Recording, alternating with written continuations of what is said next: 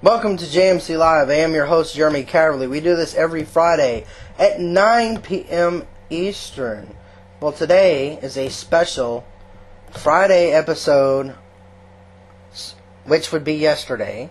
But today is Saturday. But it's still 9 p.m. We decided to do a special show today for you guys. If you're in the chat, you're looking at our wonderful global network operations center, which we dreamed that we have.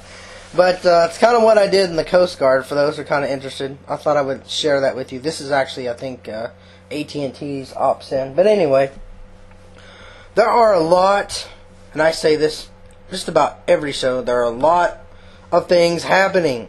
And it's getting crazier by the day, by the week, by the hour. We have 50 mortars being shot from Gaza into Israel.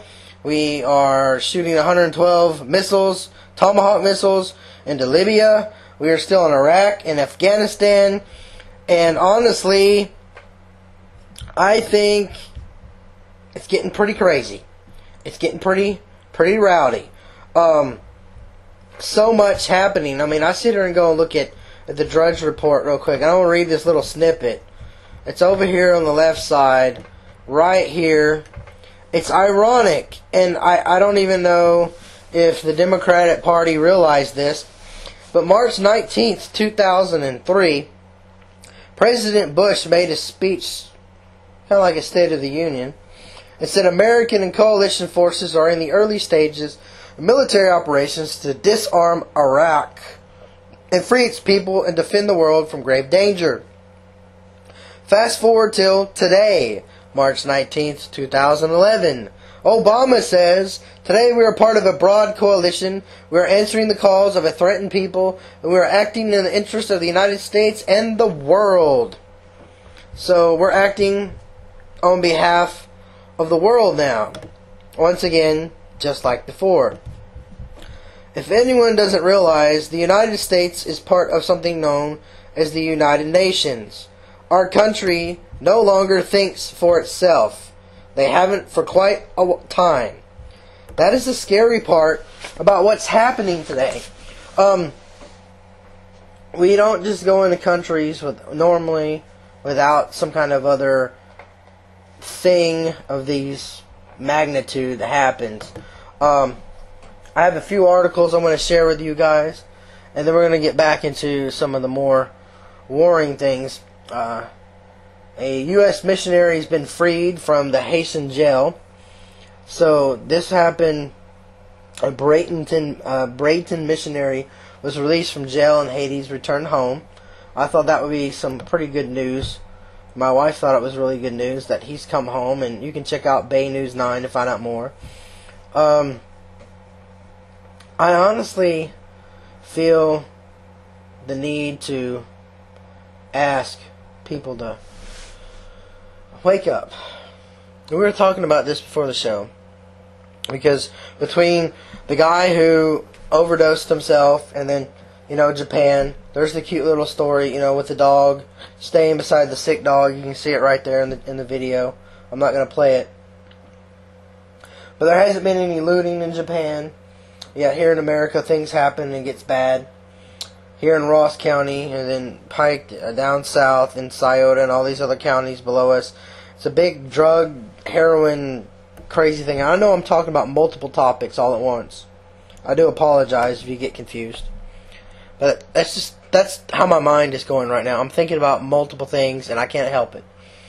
The other thing that is on a lot of people's minds is this fullest moon, the biggest in 20 years. They call it a parody moon, and they said it happened last time, 1993. I shared a post the last show about the supermoon, and then we talked about the 9.0 earthquake, and since then, if I do my homework over here while I'm talking, I can let you guys see that are in the chat how many earthquakes have actually happened. And there has been a 3.9 in California. There was a 4.5 yesterday. No, there's been several 5s and 6s in Japan. We're up to over 250 earthquakes in Japan.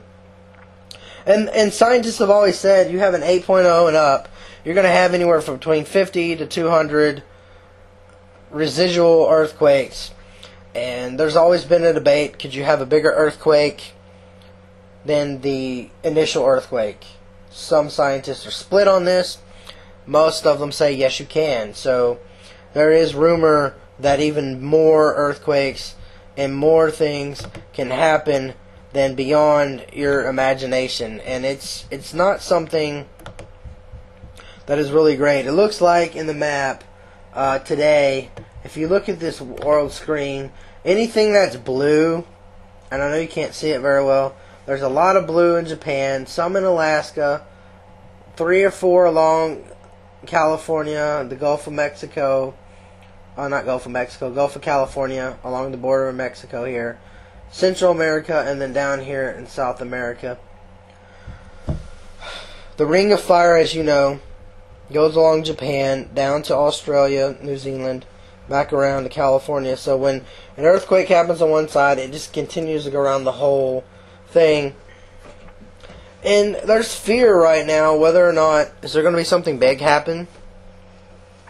Are we waiting for something to happen over here? People in California are buying iodide, and not iodine, but iodide, and to resist the thyroid absorption of radiation. I remember a long time ago, like when you go and get X-rays, you wear the special suits, and if you're in the military and you get too much, they scrub you down like profusely crazy. They give you the iodide tablets, and that's supposed to help. California is not getting anything bad. I'd say if we had a severe thing happen in California itself, then yeah, California would have problems. Maybe Alaska if it would float south, Washington, Oregon. But we're talking over 3,000 miles, 8,000 miles, depending on the course of Japan to California. So the dispersity of radiation is not as high. It would be bad for probably kids and elderly if it was a contagion high enough to affect those. But just an average person, no, it's not listed as anything that's crazy. Breaking news of the day that's just happening less than 5 seconds ago. U.S. Ambassador to Mexico, Carlos Pascual, resigns because Mexico President Calderon does not trust him. Also, an hour ago, the Libyan government demands urgent meeting of UN Security Council, and I've already told you guys about the Gaza-Israel mortar stuff going on. There's just so much happening. I'm trying to keep track of everything that is happening all at once. We've been diligent enough to make posts about stories that we found that we believe are relevant to society, not only in America but worldwide. Because those that look at the Eternal Flame News, it's a worldwide event, and we wanted to make it that way. So we weren't just saying, well, we're just going to support Americans or whatever. No, we didn't want to do that because a lot of our ministry partners are in Ireland and South Africa and Mexico and Japan and elsewhere. And I wanted to make sure that everyone could be accounted for with what we're trying to do here at JMC. On that note, I'm going to share with you something else here that I found that is quite significant. I was going to share with you guys about the cost of living, and I'm going to kind of cover that a little bit. We had Alan Davis come over to the house, and we talked about the assumption rate and CPI, and it's quite interesting that somebody actually wrote an article about something he sent to several news media and found out the truths between CPI and fake CPI. When you have a business, you send out a projection report for your current year and your next few years. This projection report is the basis of how the stock is bought, sold, traded, however you want to call it. And you pick a number of inflation and several other things, depending on if you're a business. This article, for those of you that don't understand it, it talks about how it's increasing. As it gets increasing, the cost of living, that means food, utilities, and everything, normally goes up. The thing that this article is not talking about is that we have not, between taxes, CPI, and everything, according to our current economic statures, how things are read, we are below where everything should be. What happens when a government and a people and a country in the world cannot pay for services or pay for things that need to be done? Eventually, society catches up. And if you look throughout history, you can go to Wikipedia or just look up depressions, Great Depressions, inflation, and you will see how many times in history that society, America, other countries, they have fallen short. And they've fallen short pretty far because people are greedy. And I understand people need to make money. People need to have things taken care of themselves. But at some point, it gets out of control.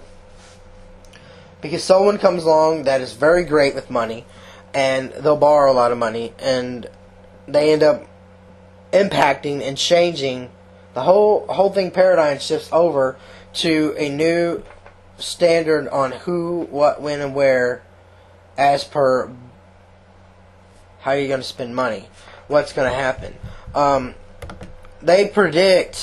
Society predicts that the longer we keep going at these low standards, the harder it's going to get. The more dangerous things can become, all because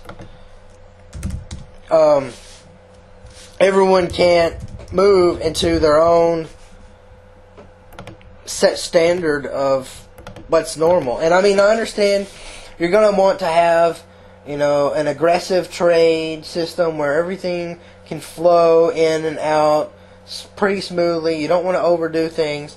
But I think, speaking of like the stimulus packages and stuff like that, I knew that was going to happen. I knew it would probably help a few things. But then when you look at a budget, you're having to take out billions of dollars out of your budget that existed last year, and you're going to have to say, oh well, we're going to have to cut those programs.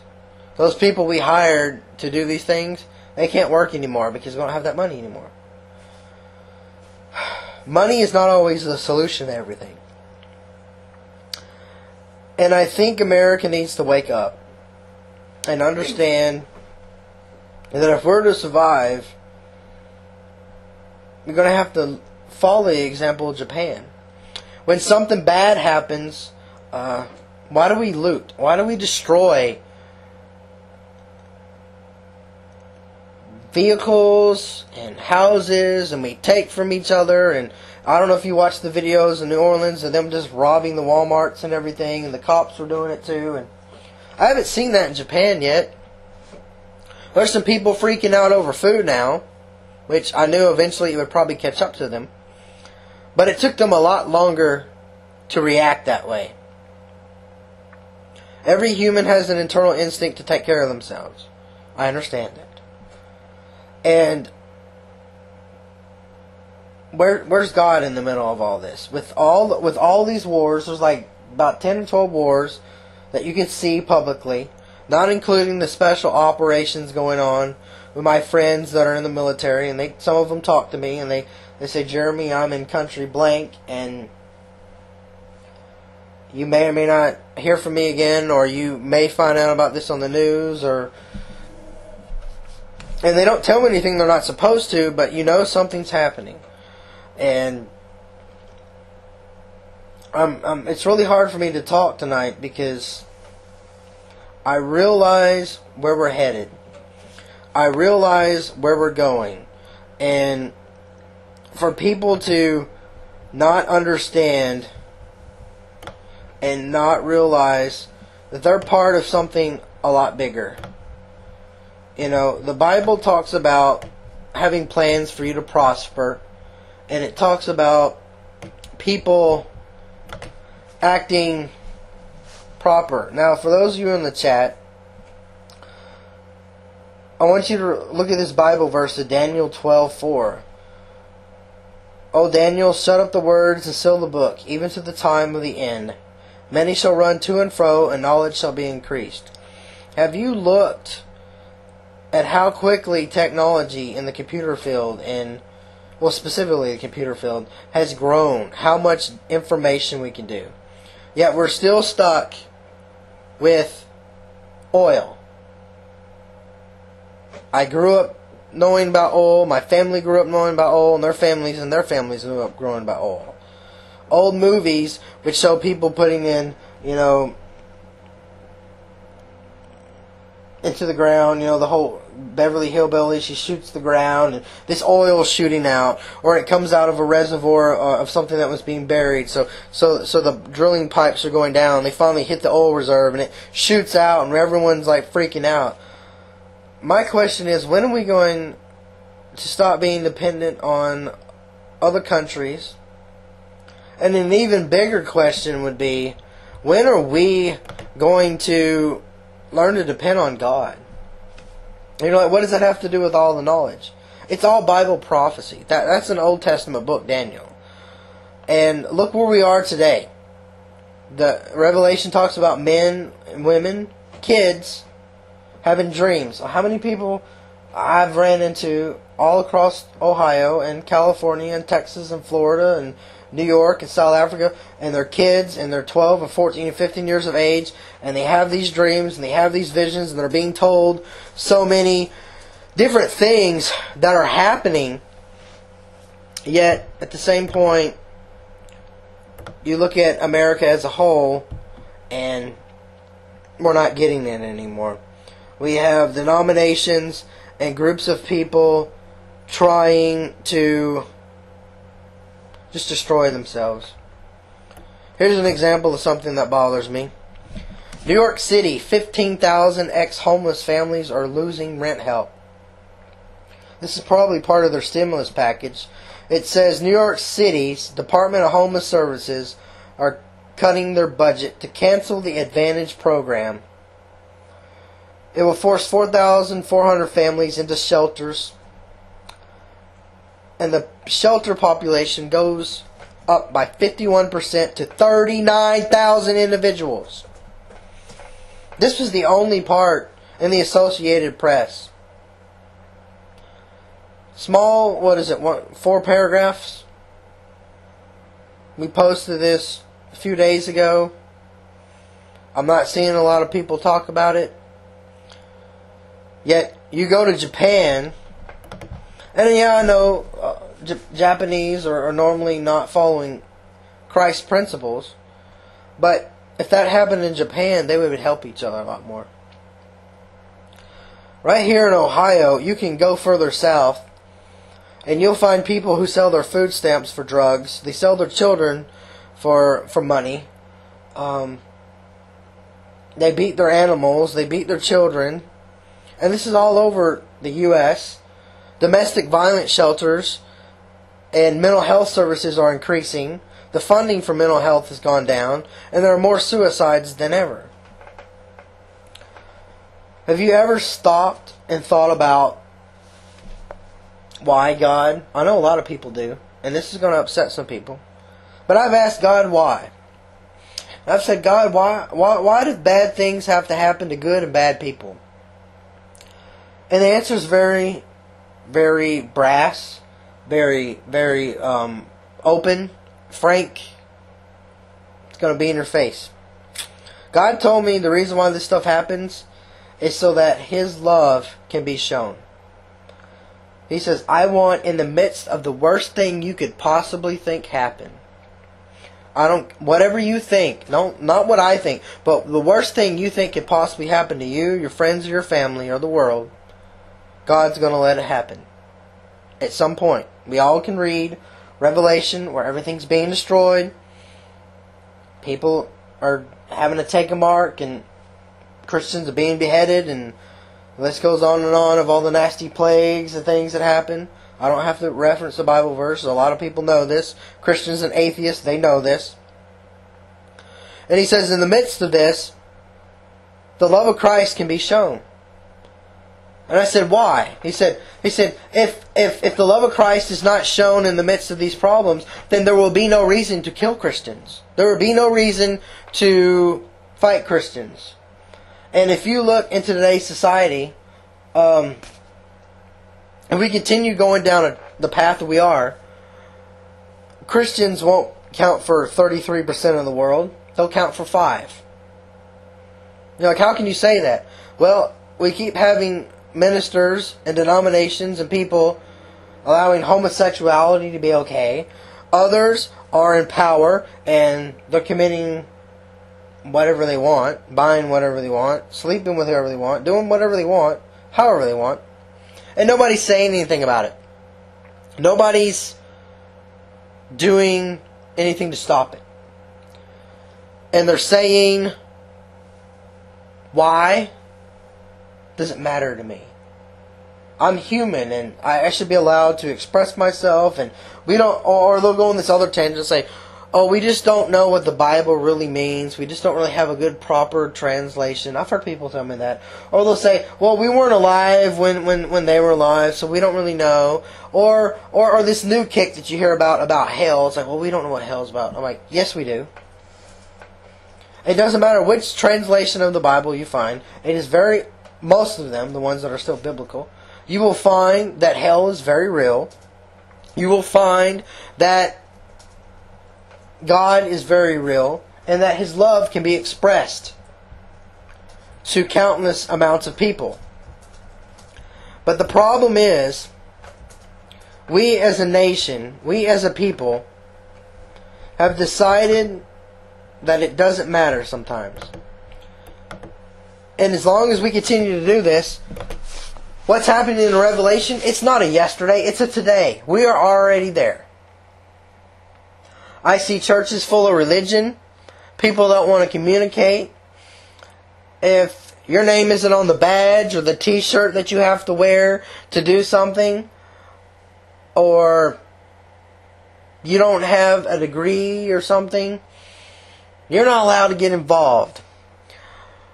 Well, last week, my friend Sean Rentz was at a convention, and they were talking about sex trafficking.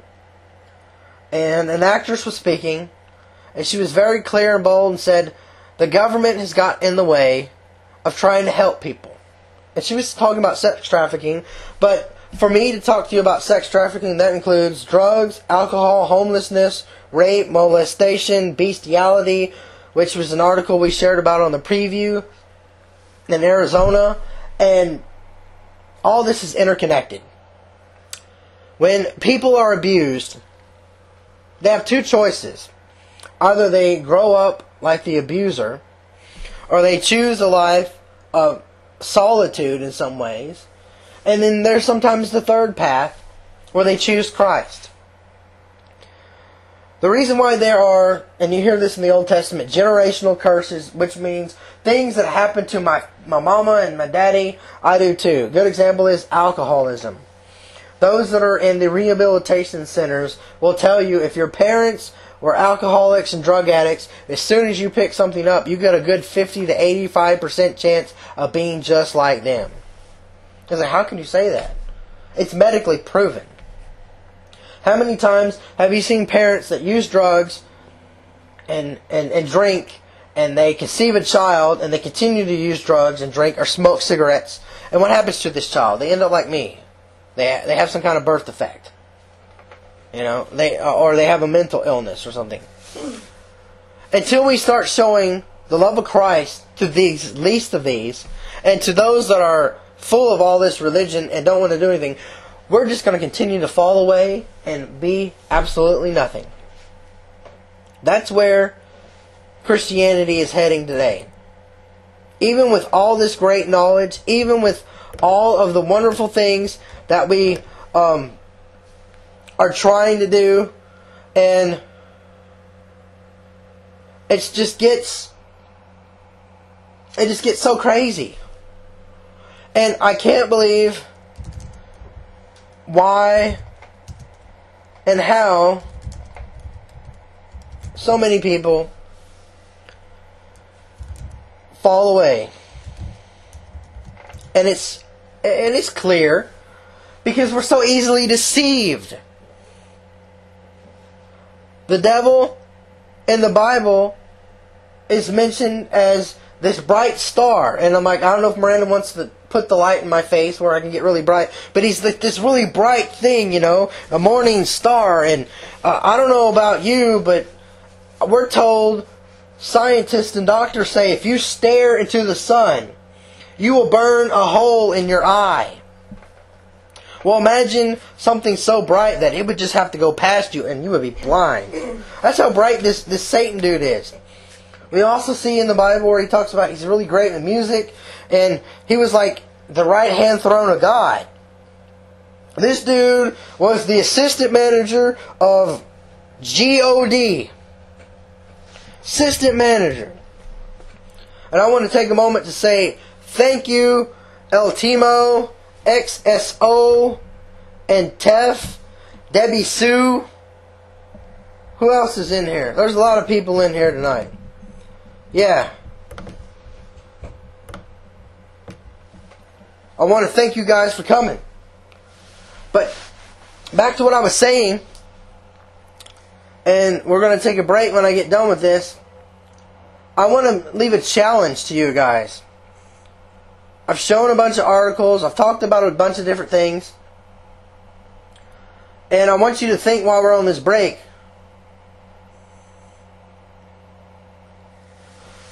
And I believe God is speaking to us very clearly that in the song from down here, here am I, send me. Get me out of the way. What does that mean to you tonight? There's wars all over the world. There are states that are fighting and battling over rights. And how can we show the love of Christ in the midst of these storms? I believe that God wants to transform us. And to transform us, we have to admit that we can't do these things on our own. And you're like, Jeremy, what does this have to do? I'm like, I'm still confused. What does this have to do with the news? Well, we at JMC, me personally, Jeremy, I share these articles because I want you to have a heart for what's happening in the world. What's happening right in your own town, because yes, you may not be in Lybia, yes, you may not be in Japan, but what about that person next door to you, that old lady or the kid, you know? How many of you see moms picking up their kids when you're driving down the road around 2 or 3 o'clock or 7 in the morning and you don't see any man at all? The single moms. People that you know that have food stamps, or people that go to your church, people that go to your job. When's the last time you talked to someone? And I'm talking about a twofold thing here. I'm talking about, yes, witnessing and leading them to Christ, but I also realize that you have to meet the needs of the people so they'll be interested in seeing what Christ did. That's the whole reason about why Christ did the fishes and the loaves. Those people didn't want to hear anymore because they were hungry. Some of these people needed to be healed before they would believe He was Lord. And I still believe this stuff can happen. So here we go. We're going to take a break. I'm going to have more stuff for you guys. Some from the Word of the Lord. Others from articles that I found. But I want you to think. How can God use you today? We'll be right back. Welcome back to JMC Live. For those of you in the chat, I'm going to do something funny, but it's very serious. This is a toilet cup. I have water in it. And this is what we're doing to ourselves. We're drinking our own filth. The Bible is very clear, and this will gross some of you out, that we are no cleaner than filthy rags. I'm talking about like tampons. I've said this stuff before. But I think this analogy is better. The Bible talks about a dog will go back to its own vomit. And I think we, as the body of Christ, we go back to our own toilet and drink out our own filth. And we don't even wince about it. We see things like Japan and we drink our own filth. Oh, we have our own problems to worry about. I ain't got no money. Jesus talks about Matthew 25. If someone is hungry, someone needs clothes, and you ignore them, or you don't have childlike faith, or if you have all these worldly possessions and are not willing to give them up, and you don't give them up, then you're not willing to serve the Lord Jesus Christ. It is quite clear.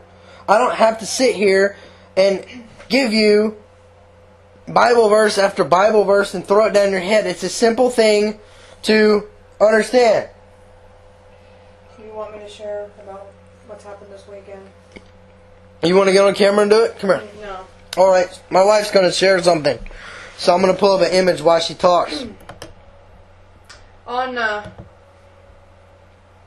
Friday, I called my grandmother, who Jeremy and I lived with for 2 years before we got our own place. And I asked her how she was doing. And she says, Miranda, something's going on. And I said, what? And she says, our neighbor Sean is missing. We knew Sean real well. We were really good friends with his mom and stepdad. Went over to their house almost every day and hung out. Sean was only a couple years older than us.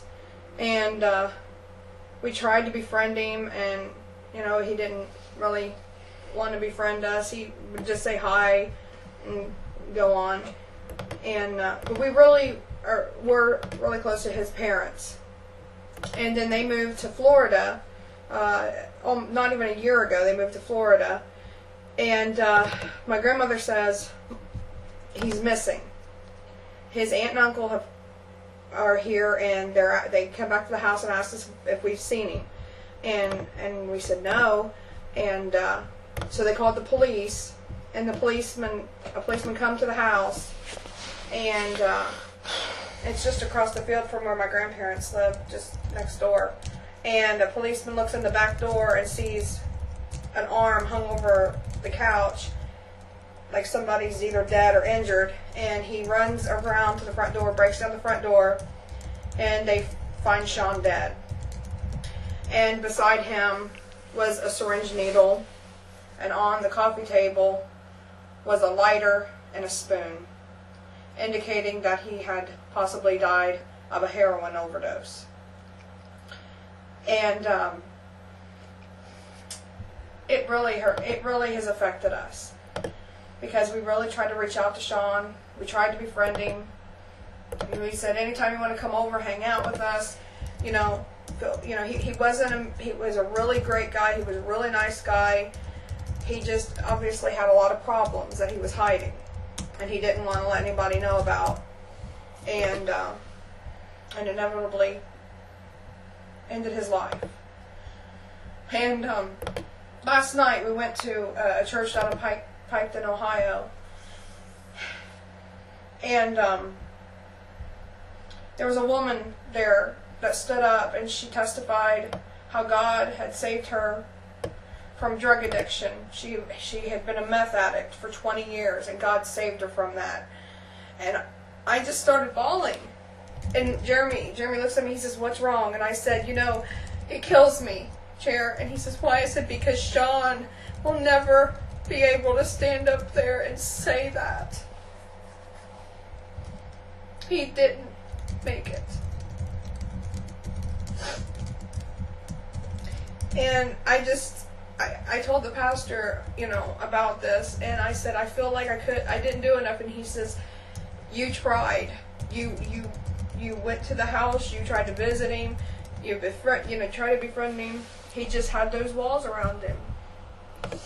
And so the same day that, we find out that Sean had died, I called my other grandmother, and I was telling her, can you pray for the family?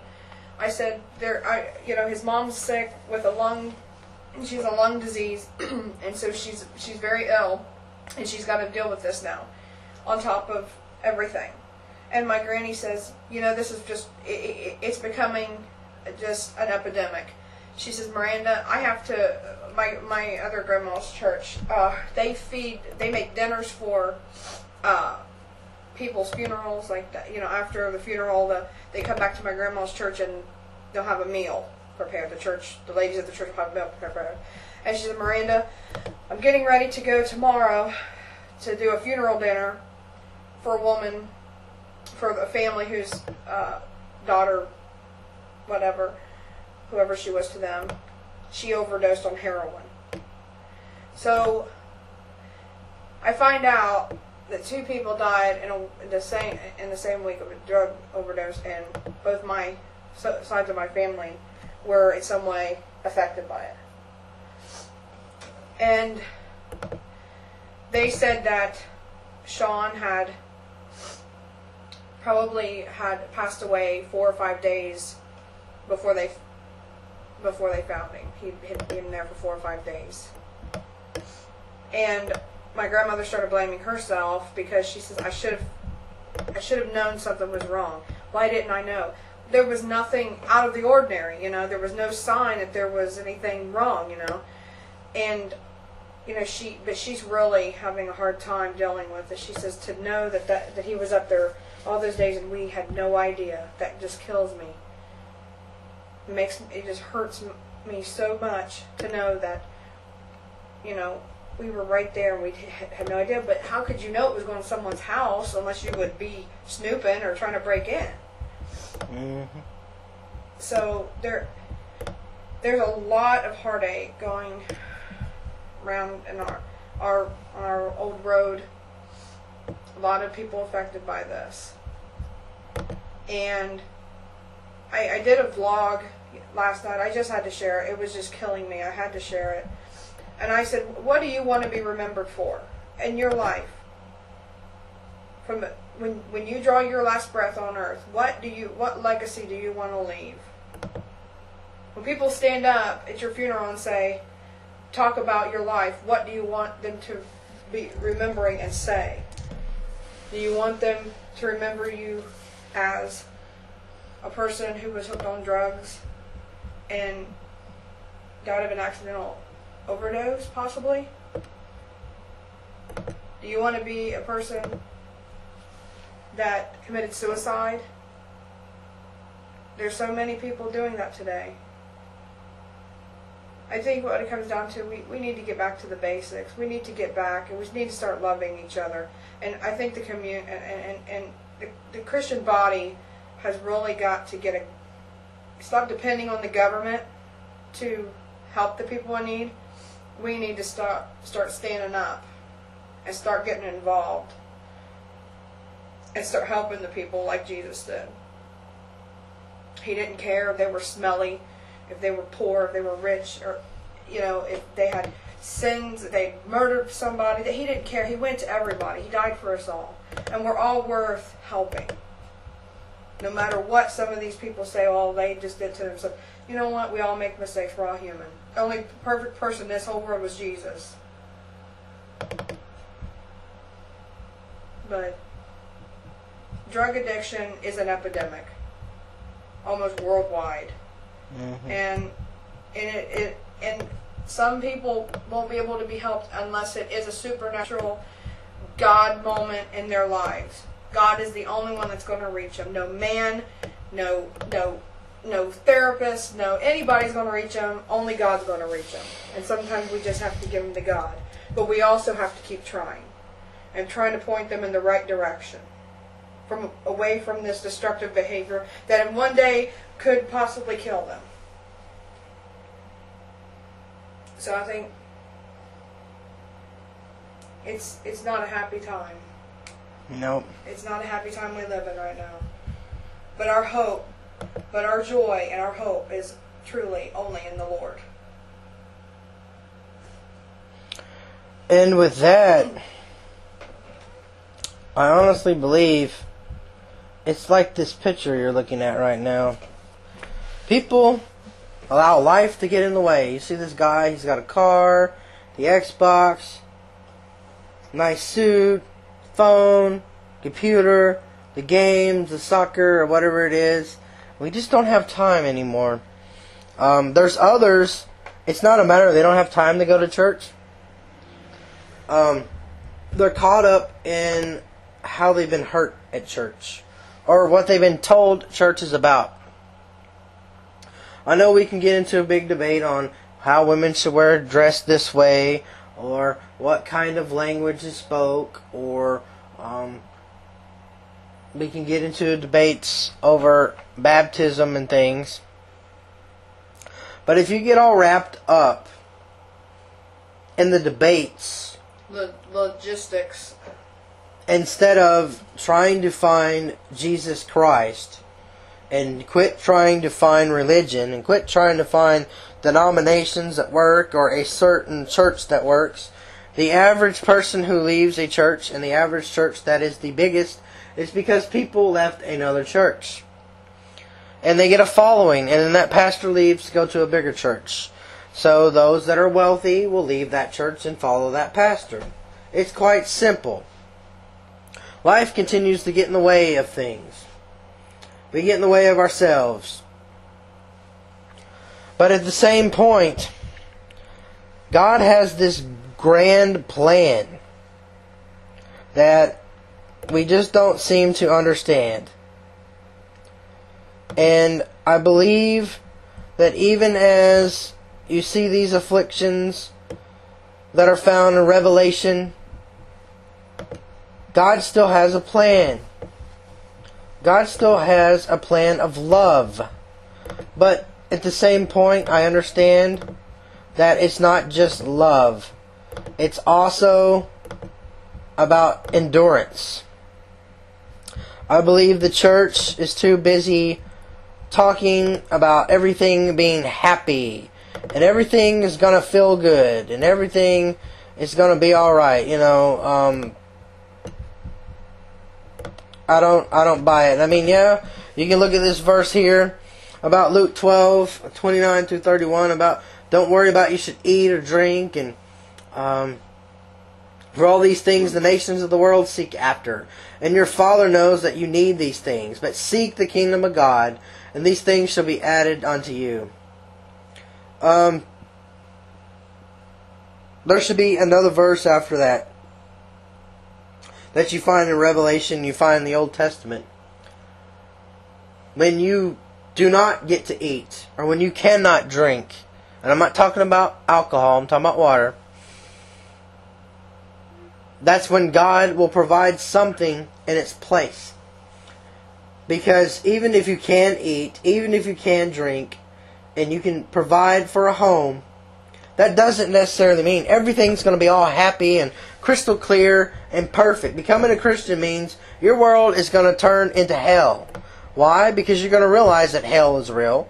You're going to realize the devil is real. And he's going to want to have a one-on-one encounter with you. It's kind of like going to a job interview. You go to church, this is your job interview. It says, here's the qualifications, here's what you need to do, show me your resume. What is your resume? Your resume is when you get out of your seat and you go to the altar and say, Jesus Christ, I want to sign up. I want to give you my heart, I want to give you my mind, I want to give you my soul, I want to give you my ears, I want to give everything. I'm signing up for this, I'm signing up for life. Well, guess what? There's another dude out there, and some of you can say, well, it's the competing company, or it's the guy sitting in the chair next to you, or it's the person you're going to go home to, or the person you'll text on your phone, and that's Satan. And he'll say, I have a better offer for you. I got something else for you. And that could be all the great wonderful things of the world, or it could be what everyone else is going on. You get tempted with the drugs, the alcohol, and the sex, or it's a battle of the mind. It's like, oh my God, I can't pay my bills, or I can't eat, and I can't do this. So you are worried. And that's normal to be worried about How do I feed myself? How do I move to find a better job? How do I go to school? I'm not smart enough. Maybe I have a disability. I got kids picking on me at school. I got these guys down the street that threaten to kill me because whatever. Or I can't sit here and deal with my coworker. And you have people throw that verse in your face and say, "Oh, don't worry about things." It's a lot easier just to say not to worry about things if you don't put something in the place of the worry. Because the Bible says the most craziest thing I ever heard. And I'm a crazy guy. And I'm telling you something more crazy than me. The Bible ends up talking about being blessed and happy because you are being persecuted. What is this persecution about? It's like, what are you talking about, Jeremy? What's this persecution? It's like, I'll tell you what this persecution is. It's when you get saved, you tell your friends you can't go to the bar, you can't go to the strip club. I can't talk that way anymore. Or I can't talk to this girl anymore. Or I need to wait till I get married. It's when you change your life. The people that follow Jesus Christ, they're like working. Could you imagine if you're working a job and Jesus Christ says, "Come follow me," and you quit your job and you're like the manager or you're the cashier and you just walked up and left the store to go follow Jesus Christ? Come on now, does that make any sense to you? No, it don't. What is this all about? It's about persecution. Because it happens, and it's it's like no. Don't think what I think you're thinking. Oh, I have to be in Africa, or I have to be in Japan to have persecution. No, you don't. I had persecution. Or you're gonna say, "Well, I got saved, so I don't have sin in my life anymore, and everything's happy." I will tell you, Jesus was killed. Yeah, I will tell you one thing right now. I have suffered much persecution here in Ohio. When I was 15 years old, I started playing drums in church for the Lord. And when I was 16, I had a guy say he should have brought a shotgun into the church during the service to shoot me while I was playing my drums. And the reason why he said this was because I did not want to date him. Yep. My life was starting at the age of 16 because when I was serving the Lord Oh, in yeah. church. In America, where we have freedom of religion, a man, 19 years old, threatened to shoot me. Mm-hmm. Because I said no to him. And if you don't believe persecution doesn't exist in America, you got blinders. Because I have seen it. I've had people stand up in a revival service and attack me openly during a testimony because I had pants on because I played drums. I'm not going to spread my legs in a dress while I'm playing drums. The church didn't have a problem with it, but this girl who was my age had a problem with it. And she stood up in front of a whole church and attacked me. And it's stuff like this that happens. It's like you'll go to a church and you'll go home. The Bible's really clear in Proverbs. It says, well, the people that are going to hurt you the most are going to be your family. Look what happened to Joshua. His brothers threw him in a pit. No, David. Or wasn't it Joshua or David? Honey. It was David. Was it David? Or Joshua? Who got thrown in the pit? Joseph. I'm saying the name wrong. And he got sold into Egypt. Yeah, and then okay. Here's an example of almost like sex trafficking though with him. Like first you throw this guy in a pit. I'm sorry if I got the name wrong because I'm thinking about 3 different things.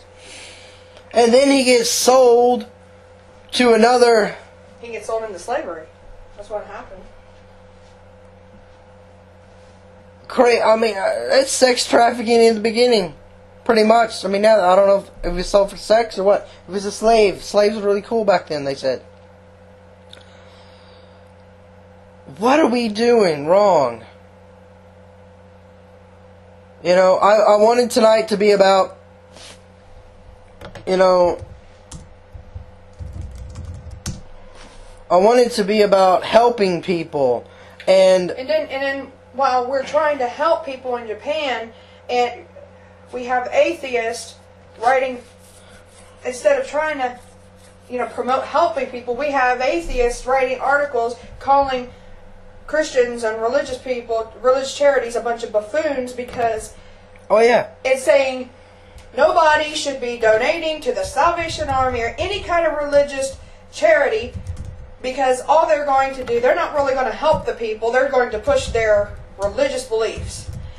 All I have to say about that is, I hate to tell you, but the Salvation Army has been around longer than what you atheists have been around trying to bash. They've been around longer getting in the slums in England, getting people off of drugs, getting people off of alcohol, and getting them set back on their feet. No, doesn't matter if they choose to follow God or just start living a better life. I mean, that they were around longer than what they are today, bashing. Mm-hmm. I mean, that shows you the fruits of their labor. They, like Jesus said, you can tell the tree by the fruit it bears. Mm-hmm. Who's bearing the most fruit? And what did we have? We had a woman whose husband was an atheist, and he read this article, and they commented on our Facebook page and said, my husband's an atheist, and he thinks what the atheists are saying here are wrong. We need to be helping the people, and these atheists, instead of bashing the people who are helping, they need to be getting out there and working with them. And I think that's what we are so caught up in they're so caught up in themselves. People are so caught up in themselves. I mean, they're causing chaos just because people are trying to help each other. I'm letting you guys look at this article here because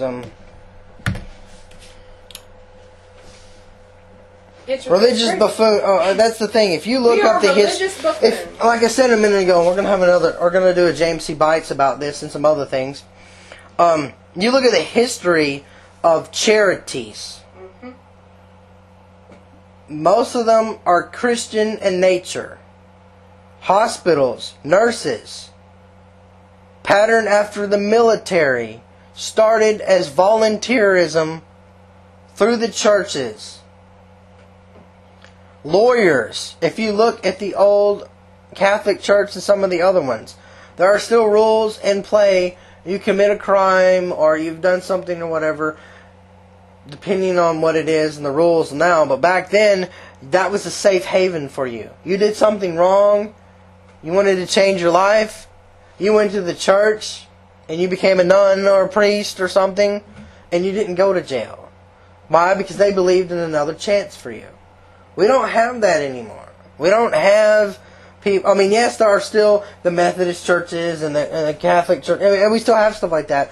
But now we have atheists saying, well, you can't do anything. So where's the atheist church? I mean, where's the atheist hospital? I don't see anywhere the word atheist hospital anywhere. No, it'll be like BB King Hospital or something. It'll be some famous guy's name on it. But you don't ever see the word atheist tied to organizations. There is an organization to sponsor atheist awareness, but to help others, that these atheists are just wanting everything to become generalized. They don't want people to be different. The thing I find funny, for people who don't believe in anything, they sure are fighting against a lot of they sure are fighting against a bunch of beliefs, even though they don't believe in it.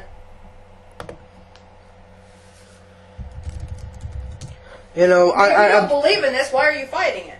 It doesn't exist. Yeah, I don't understand. So they obviously believe in something, or they wouldn't be fighting for it. So they're not really atheists. They don't want money to go to them because of the preaching and stuff. Although the Salvation Army is giving 1,000 hot meals and drinks. Hey, I will tell you, I'm with the Salvation Army, and the only time I ever prayed with somebody is somebody asked me to. Somebody asked me, will you pray with me? And I said yes. I didn't have to push it. You know, you don't have to push it. Jesus didn't push it. Why should we? And I prayed with a woman who was needing food, and we had given her a big box of food. And this was about 5 years ago. And I stood in a cold parking lot down here in Chillicothe, Ohio, and I prayed with this woman in the parking lot, and cars passing by looking at me like I'm weird. But I prayed with this woman in a parking lot in the middle of winter. And she asked me. I didn't go up. I didn't try to push a Bible tract on her. I didn't carry a Bible and try to hit her in the head with it. I just helped carry food to a car. And then she looked at me. She says, will you pray with me? Mm-hmm.